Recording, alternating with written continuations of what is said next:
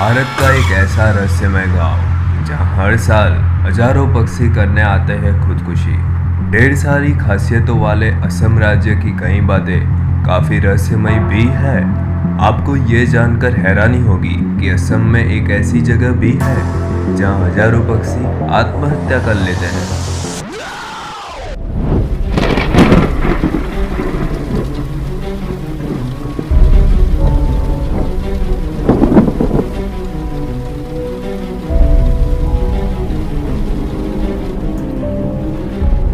दरअसल असम के दिमा हासो जिले की पहाड़ी में स्थित जतिंगा घाटी पक्षियों का सुसाइड पॉइंट की तौर पर भी मशहूर है। हर साल सितंबर महीने में जतिंगा गांव पक्षियों की आत्महत्या के कारण सुर्खियों में आ जाता है। इस जगह पर न केवल स्थानीय पक्षी बल्कि प्रवासी पक्षी भी पहुंचकर सुसाइड कर लेते हैं। इस वजह से जतिंगा गांव काफी रहस्यमय भी माना जाता है।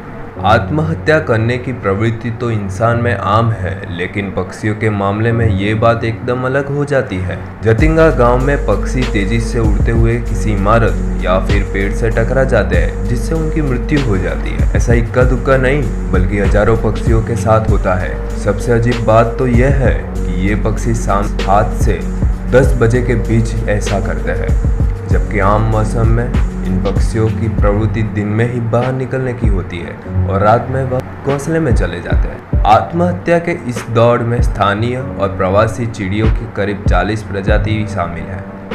प्राकृतिक कारणों से जतिंगा गांव 9 महीने बाहरी दुनिया से अलग थलग रहता है। इतना ही नहीं, जतिंगा घाटी में रात में प्रवेश करना निषेध है। पक्षी विशेषज्ञों की माने तो चुंबकीय ताकत इस रहस्यमयी घटना की वजह है।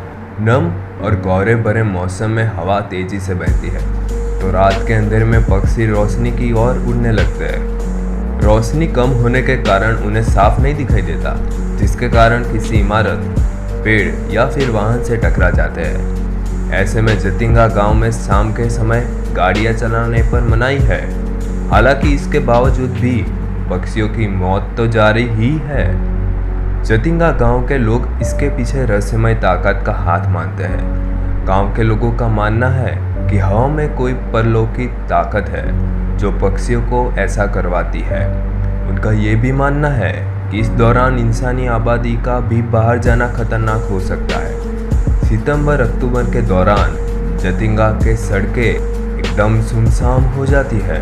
कथित तौर पर पक्षियों की आत्महत्या का सिलसिला साल 1910 से चला आ रहा है, लेकिन बाहरी दुनिया को यह बात 1957 में पता चली।